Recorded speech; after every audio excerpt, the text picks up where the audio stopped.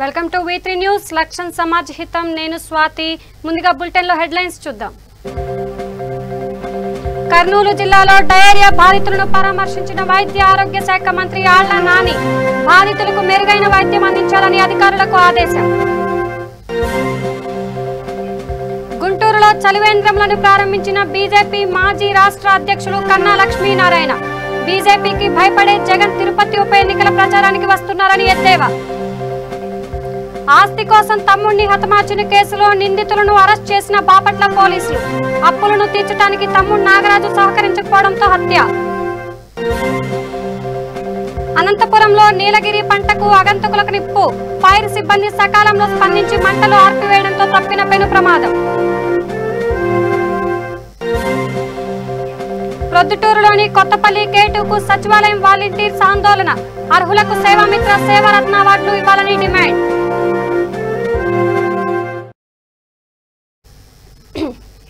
ఇక డీటెయిల్స్ చూస్తే ఆదోని పట్టణంలోని అరుణజ్యోతి నగర్లో డయేరియా బాధితులను రాష్ట్ర ఉప ముఖ్యమంత్రి వైద్య ఆరోగ్య శాఖ మంత్రి ఆళ్ల నాని రాష్ట్ర కార్మిక శాఖ మంత్రి Gummanuru Jayaram Kurnool MP doctor Sanjeev Kumar Adoni MLA Sai Prasad Reddy జిల్లా కలెక్టర్ వి వీరపాండియన్ పరామర్శించి వారి యోగక్షేమాలు అడిగి తెలుసుకున్నారు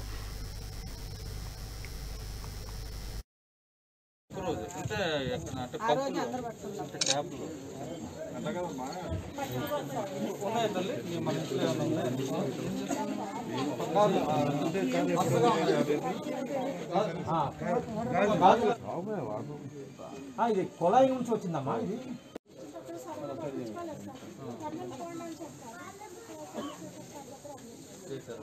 ఇప్పుడు ఆ నీళ్లు బాగా రాలేదమ్మా తాగిన రోజు బాగా రాలేదు ఆ రోజైనా ఇప్పటికి కూడా బాగా రావాలి ఈరోజు కొలాయి రాలేదంట సార్ ఈరోజు ట్యాప్ రాలేదంట ఇది ఎప్పుడు తెచ్చి మొన్న వచ్చిందంట సార్ వీడు సార్ ఇది సార్ ఇది ట్యాప్ కూడా ఈరోజు రాలేదంట సార్ నిన్న వచ్చిందంట సార్ అదే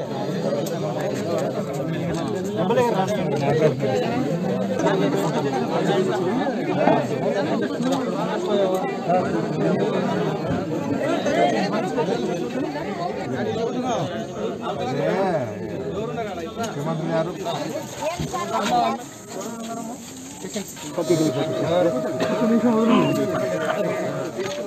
దగ్గరికి ఏ మధ్యలో కూర్చున్నది ఇక్కడ ఉన్నది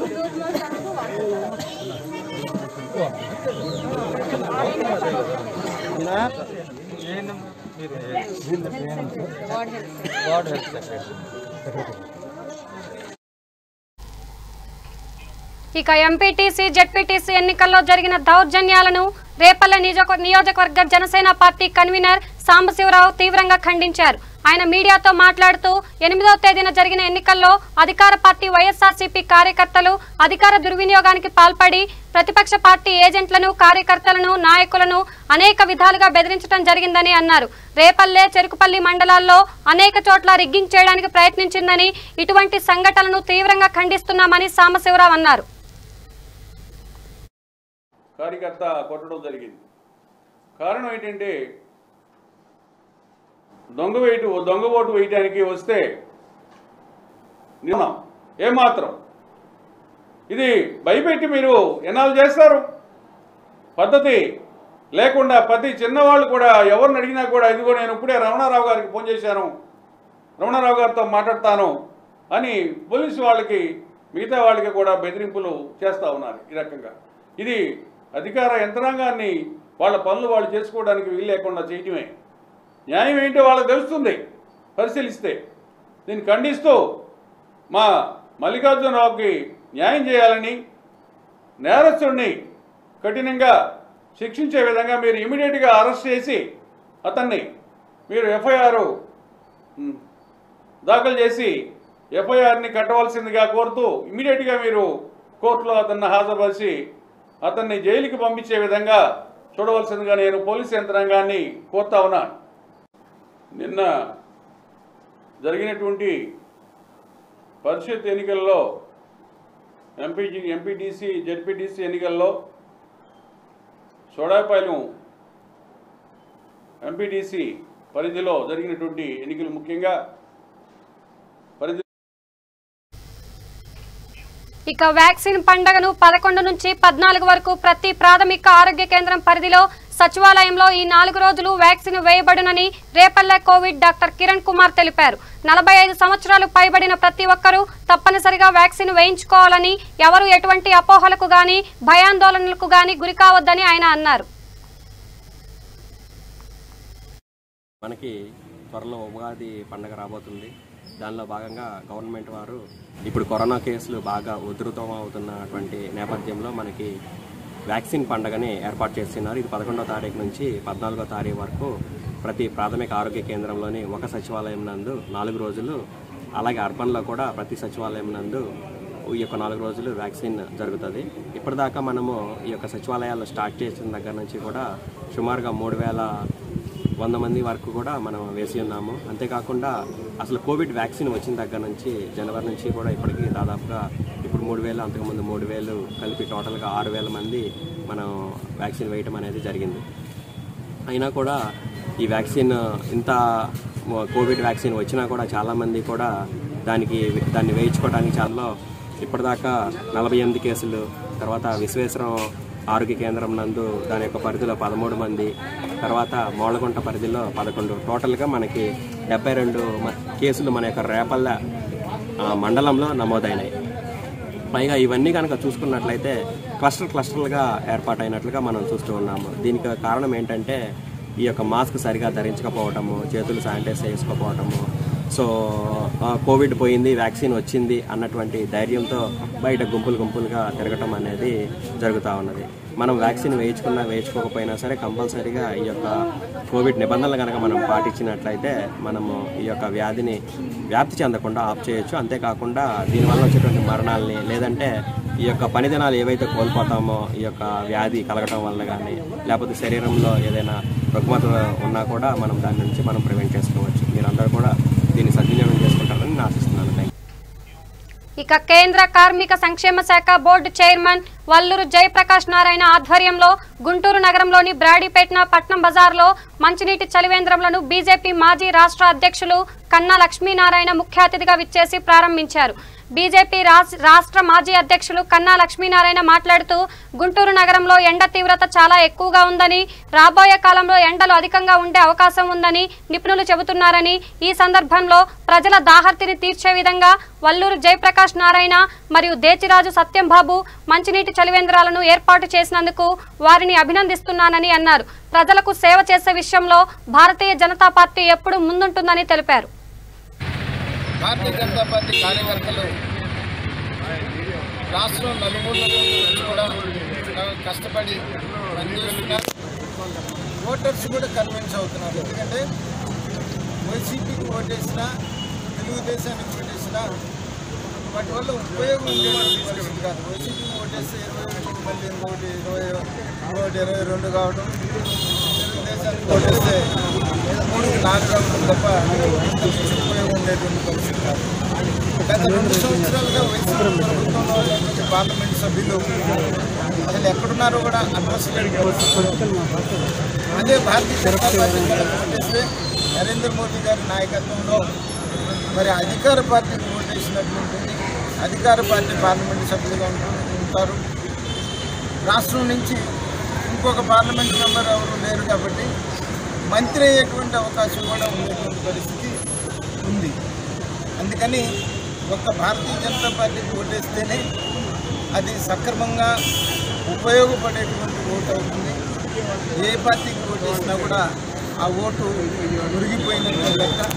అందుకని భారతీయ జనతా పార్టీ కమలం గుర్తులను ఓటేసి గెలిపించాల్సిందిగా కోరుతున్నాను. పరిషత్ ఎన్నికల్లో కానీ లేకపోతే మున్సిపల్ ఎన్నికల్లో కానీ ప్రచారానికి రాని సీఎం ఇవాళ తిరుపతి ప్రచారానికి అంటే కొంత భయపడ్డాడండి. భారతీయ జనతా పార్టీ ప్రచారం చాలా ముమ్మరంగా నడుస్తుంది. ఉత్సాహం కూడా కార్యకర్తలు బాగా ఉంది.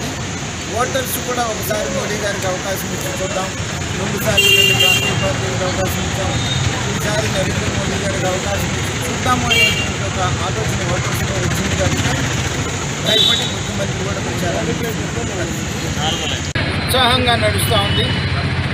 భారతీయ జనతా పార్టీ కార్యకర్తలు రాష్ట్రం నలుమూల నుంచి కూడా కష్టపడి పనిచేస్తున్నారు. ఓటర్స్ కూడా కన్విన్స్ అవుతున్నారు. ఎందుకంటే వైసీపీకి ఓటేసినా తెలుగుదేశానికి ఓటేసినా వాటి వల్ల ఉపయోగం ఉండేటువంటి పరిస్థితి కాదు. వైసీపీకి ఓటేస్తే 21 మళ్ళీ ఇంకోటి 22 కావడం, తెలుగుదేశానికి ఓటేస్తే 3కి 4 కావడం తప్ప ఉపయోగం ఉండేటువంటి పరిస్థితి కాదు. గత 2 సంవత్సరాలుగా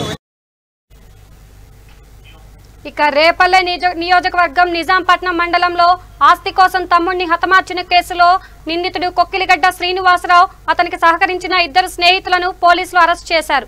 తండ్రి ఇచ్చిన ఆస్తిని బ్యాంకులో పెట్టి రుణం తీసుకొని తనకున్న అప్పులను తీర్చడానికి తమ్ముడు నాగరాజు సహకరించకపోవడంతో హత్య చేసినట్లుగా బాపట్ల డీఎస్పీ శ్రీనివాసరావు తెలిపారు.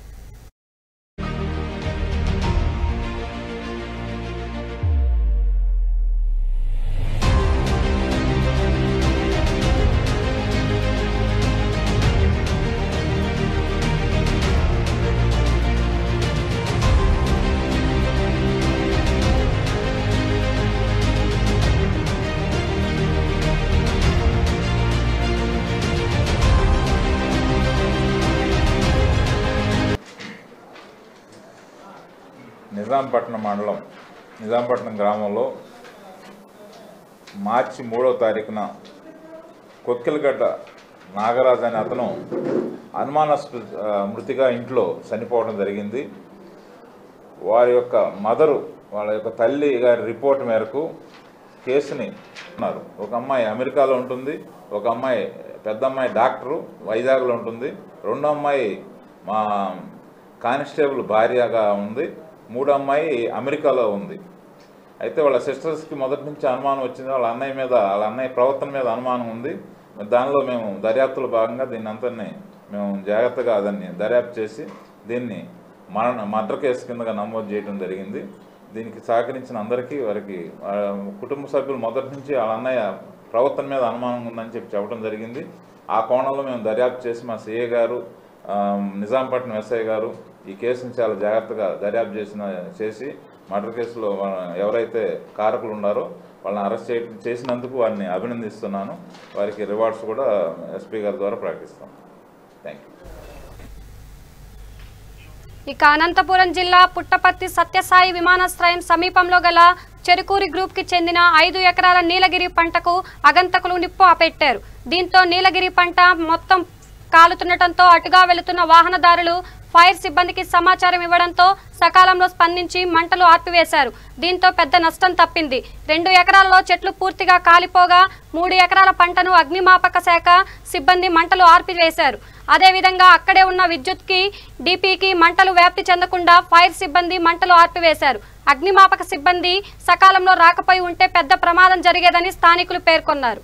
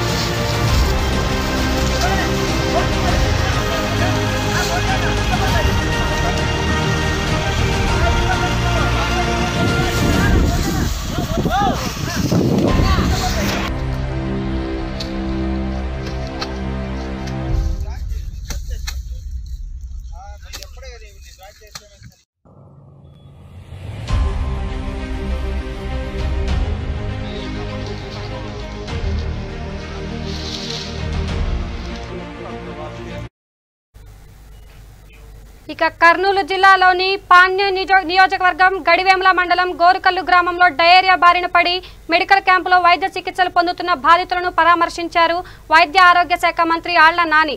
ఈ పర్యటనలో రాష్ట్ర కార్మిక శాఖ మంత్రి గుమ్మనూరు జయరాం, నంద్యాల ఎంపీ పోచా బ్రహ్మానందం రెడ్డి, పాణ్యం ఎమ్మెల్యే కోటసాని రాంభూపాల్ రెడ్డి, జిల్లా కలెక్టర్ జి వీరపాండియన్ పాల్గొన్నారు.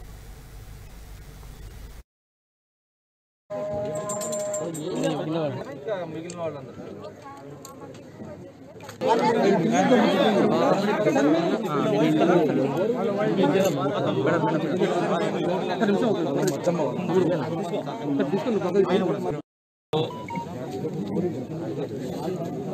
పాణ్యం నియోజకవర్గంలో గోరకల్లు గ్రామంలో గత 2-3 రోజులుగా ఇక్కడ కొంతమంది ప్రజలు ఆ ప్రజల్లో చిన్నపిల్లలు కానీ మహిళలు కానీ వీళ్ళు కొద్దిగా ఎక్కువ సంఖ్యలో డయేరియా బారిన పడుతూ ఉన్నారు.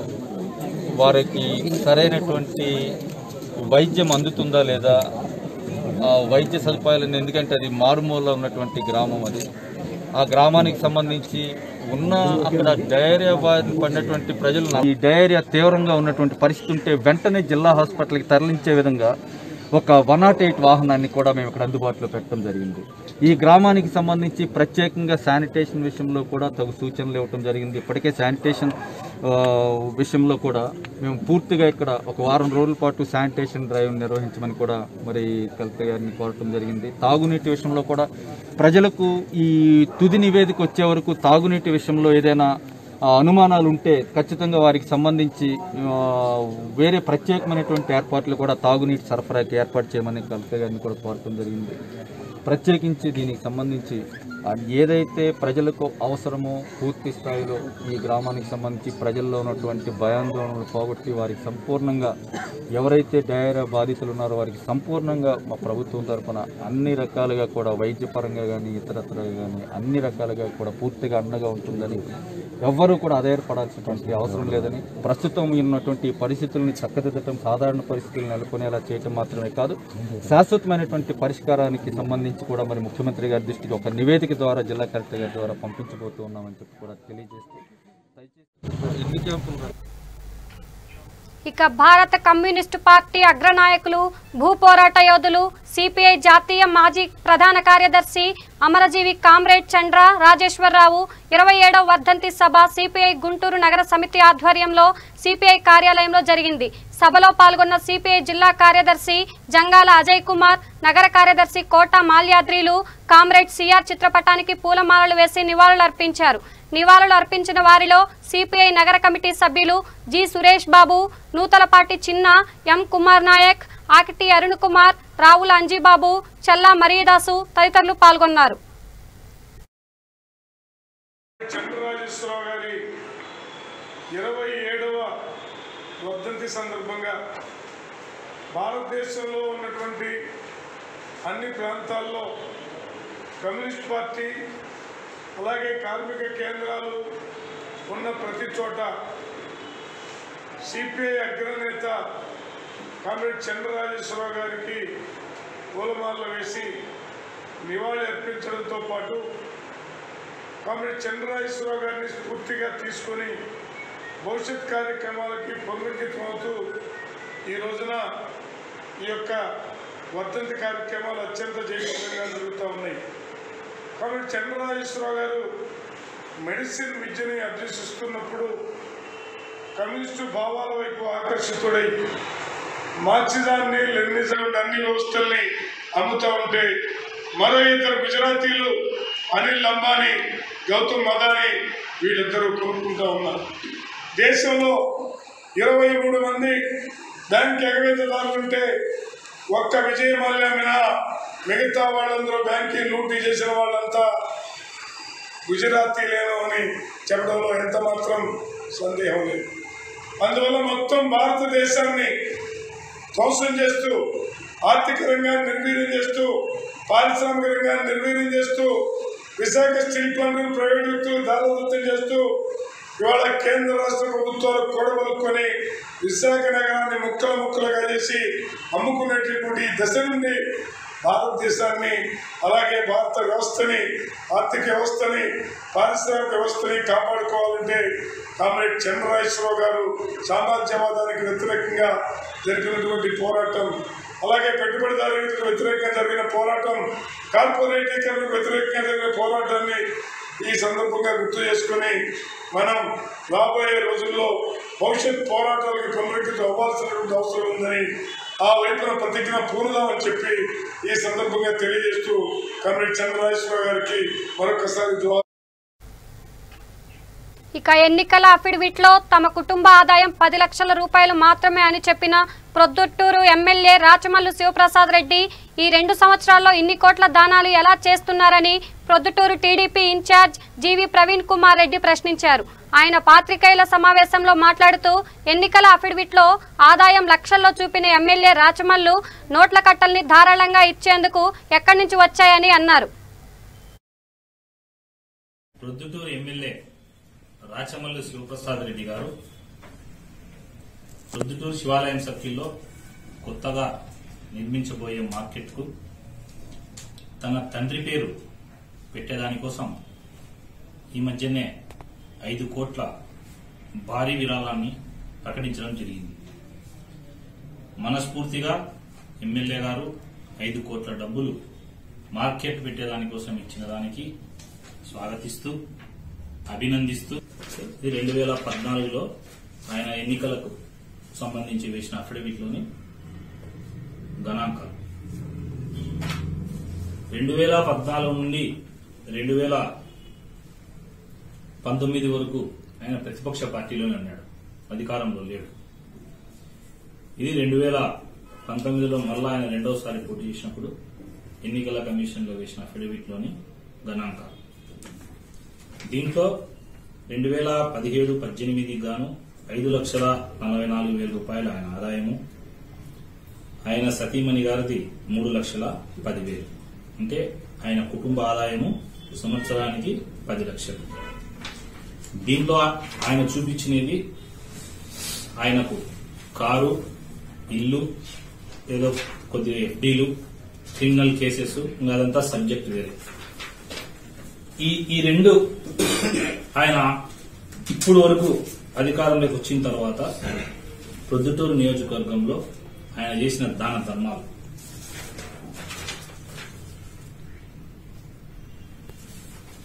ఏడైనా బట్టల షాపుల్లో నేను ఫోన్ చేయనని చెప్పండి, మీడియా ద్వారా నేను తెలియజేస్తానా, ఎవరైనా తెలుగుదేశం పార్టీ నాయకులు గాని, తెలుగుదేశం పార్టీ కార్యకర్తలు గాని, ఎవరైనా సరే క్రికెట్, మట్కా, గ్యాంబ్లింగ్ విషయాలలో గాన పట్టుపడితే నేను ఏ ఒక్క పోలీస్ అధికారికి గాని, ఏ ఒక్కరికి గాని ఫోన్ చెయ్యను. మీరు కూడా చేయకుండా ఉండాలని ఆశిస్తా ఉన్నాను. ఈ అన్నిటి విషయాల మీద ఎమ్మెల్యే గారు ప్రెస్ మీట్ పెట్టి ప్రొద్దుటూరు ప్రజల్లో ఉండే అనుమానాలు, ప్రొద్దుటూరు ప్రజలకు ఉండే అనుమానాన్ని నివృత్తి చేయాల్సిన బాధ్యత ఎమ్మెల్యే గారి పైన ఉంది. ఇవి ఆయన గన ప్రెస్ మీట్ పెట్టకపోతే తర్వాత నేనే ప్రెస్ మీట్ పెడితే ఎమ్మెల్యే గారు మౌనం అర్ధాంగీకారం అని పూర్వం చెప్పేవాళ్ళు, కానీ ఎమ్మెల్యే గారి మౌనం ఇక్కడ అర్ధాంగీకారం కాదు, 100% అంగీకారము. ఈ డబ్బులు, ఈ కోట్ల డబ్బులు కట్టలు కట్టలు ఎగ్జిబిషన్ లో పెట్టినట్టు పెట్టి డబ్బులు పంచే ఈ డబ్బు ఎక్కడి నుంచి వచ్చిందో 24 గంటల్లో ఎమ్మెల్యే గారు మీడియా ద్వారానే మంచి ప్లాట్ఫామ్ లో, ఆహ్లాదకరమైన వాతావరణంలో, ఇద్దరి మధ్యన వ్యక్తిగత దూషణలు లేకుండా ఆయన ప్రొద్దుటూరు ప్రజలకు ఈ విషయాన్ని నివృత్తి చేస్తాడని చెప్పి కోరుకుంటున్నాను. ఇక ప్రొద్దుటూరు పట్టణంలోని కొత్తపల్లి K2కు సంబంధించిన సచివాలయం వాలంటీర్స్ ఎండీఓకు వినతి పత్రం అందించారు. ముఖ్యమంత్రి వైఎస్ జగన్మోహన్ రెడ్డి వాలంటీర్ చేసే సేవలను గుర్తించి సేవామిత్ర, సేవారత్న, సేవా వజ్ర సత్కారాలు ప్రవేశపెట్టారని, ఇందులో భాగంగా గౌరవంగా సేవలు అందిస్తున్న వారికి ఈ గౌరవాలు దక్కలేదని ఆవేదన వ్యక్తం చేశారు. అయితే K2 పరిధి నుంచి వాలంటీర్ల అందరం ఈరోజు ఎంపీడీఓ ఆఫీస్ దగ్గరికి రావడం జరిగింది. దీనికి రావడానికి కారణం ఏంటంటే మన గౌరవనీయులైన ముఖ్యమంత్రి జగన్మోహన్ రెడ్డి గారు ఇటీవల వాలంటీర్ల సేవలను అభినందిస్తూ సేవామిత్ర, సేవారత్న, సేవా వజ్ర గురించి ఉగాది నాటికి అందరికీ గౌరవంగా సత్కరించాలని మాకు చెప్పినారు. దీని భాగంగానే మాకు ఈ మధ్య వచ్చిన లిస్టులో సేవారత్న, సేవా వజ్ర గురించి మాకు ఒక లిస్టు వచ్చింది. అందులో కరెక్ట్గా తగిన న్యాయం చేయవలసిందిగా కోరుచున్నాము. మీ పేరుమా? ఏం భాగ్యమ్మ అండి, నేను K2 వాలంటీర్ని. సచివాలయం K2 వాలంటీర్గా మాట్లాడుతున్నాను.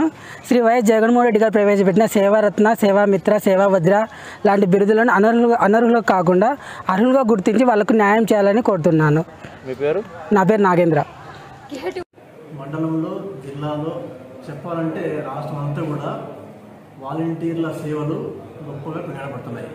వాళ్ళకు జీతం అనుకున్నంత స్థాయిలో లేనప్పటికీ కానీ వాళ్ళ సేవలు మాత్రం చాలా గొప్పగా చేస్తున్నారు. ఉగాది నాడు పురస్కారాలు ఇవ్వాలని ప్రభుత్వం మంచి నిర్ణయం తీసుకుంది. అది దాదాపు అందరూ తెలిసిందే. సేవామిత్ర కింద 10,000 రూపాయలు, సేవారత్న ద్వారా 20,000 రూపాయలు, సేవా వజ్ర అయితే 30,000 రూపాయలతో వాళ్ళని గౌరవించాలని, వాళ్ళ సేవల్ని బాగా ఎవరైతే వాళ్ళ డ్యూటీలు నిజాయితీగా పాల్గొని ఉంటారో అటువంటి వారికి ఇవ్వటం జరుగుతుందా? నెక్స్ట్ అంటే మన పరిధి ప్రకారం అయితే ఆ రిపోర్ట్ సమర్పిస్తాము. కానీ అధికారులు నిర్ణయం వేరే పెట్టడం తెలియదు. వాళ్ళు కూడా ఎవ్వరు కూడా ఏ యొక్క రాజకీయ నాయకుడికి కానీ ఏ యొక్క అధికారి యొక్క పలుకుబడి వల్ల దీంట్లో మాత్రం ఉండదు. ఎందుకంటే ఇది స్టేట్ వైడ్ పాలసీ, అన్ని చోట్ల కూడా జరుగుతుంది కాబట్టి రాష్ట్రం అంతా కూడా వాళ్ళ యొక్క పనితీరు ఆధారంగానే గుర్తిస్తున్నారు. ఇది మాకు కూడా చాలా వేలు. ఎందుకంటే ఇప్పుడైనా ఒత్తిడి వస్తుంది కదా, ఒక మా వాళ్ళకి ఇవ్వండి, మా వాళ్ళకి ఇవ్వండి, మా వాళ్ళకి ఇవ్వండి, 10,000 డబ్బు వస్తుంది, 20,000 డబ్బు వస్తుంది, 30,000 డబ్బు వస్తుంది, మంచి పేరు వస్తుంది, అవార్డు వస్తుంది, అందరిలో గౌరవం జరుగుతుందని ఎక్కువ ఉంటుంది. అందువల్ల మాకు ఆ భారాన్ని మా మీద పెట్టలేదు ప్రభుత్వం. సంతోషపడుతున్నాము. వాళ్ళ పనితీరు ఆధారంగా ప్రభుత్వం నిర్ణయం తీసుకుంటుంది కాబట్టి ప్రభుత్వ నిర్ణయాన్ని స్వాగతిస్తాం గ్యారెంటీ. ఇక అనంతపురం జిల్లా ధర్మవరం నియోజకవర్గం ముదిగుబ్బ మండల పరిధిలోని గుంజేపల్లె గ్రామంలో గత రాత్రి గుంజేపల్లి గ్రామానికి చెందిన చీకోరిపల్లి అంజన్ రెడ్డి అనే రైతు మామిడి చెట్లకు గుర్తు తెలియని వ్యక్తులు నిప్పు పెట్టడంతో రైతు లబోదిబం అంటున్నాడు. ప్రభుత్వం స్పందించి ఆదుకోవాలని కోరుతున్నారు.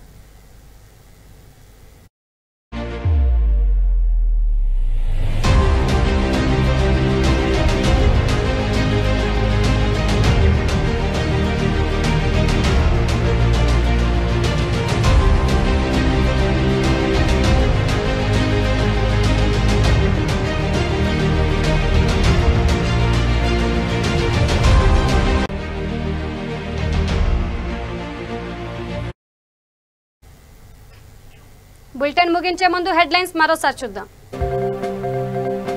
కర్నూలు జిల్లాలో డయేరియా బాధితులను పరామర్శించిన వైద్య ఆరోగ్య శాఖ మంత్రి ఆళ్ల నాని. బాధితులకు మెరుగైన వైద్యం అందించాలని అధికారులకు ఆదేశం. గుంటూరులో చలివేంద్రంలను ప్రారంభించిన బీజేపీ మాజీ రాష్ట్ర అధ్యక్షులు కన్నా లక్ష్మీనారాయణ. బీజేపీకి భయపడే జగన్ తిరుపతి ఉప ఎన్నికల ప్రచారానికి వస్తున్నారని ఎద్దేవా. ఆస్తి కోసం తమ్ముడిని హతమార్చిన కేసులో నిందితులను అరెస్ట్ చేసిన బాపట్ల పోలీసులు. అప్పులను తీర్చడానికి తమ్ముడు నాగరాజు సహకరించకపోవడంతో హత్య. అనంతపురంలో నీలగిరి పంటకు ఆగంతుకులకు నిప్పు. ఫైర్ సిబ్బంది సకాలంలో స్పందించి మంటలు ఆర్పివేయడంతో తప్పిన పెను ప్రమాదం. ప్రొద్దుటూరులోని కొత్తపల్లి కేటుకు సచివాలయం వాలంటీర్స్ ఆందోళన. అర్హులకు సేవామిత్ర సేవారత్న అవార్డు ఇవ్వాలని డిమాండ్. ఇవి బులెటిన్ అప్డేట్స్. చూస్తూనే ఉండండి V3 న్యూస్. లక్ష్యం సమాజ హితం.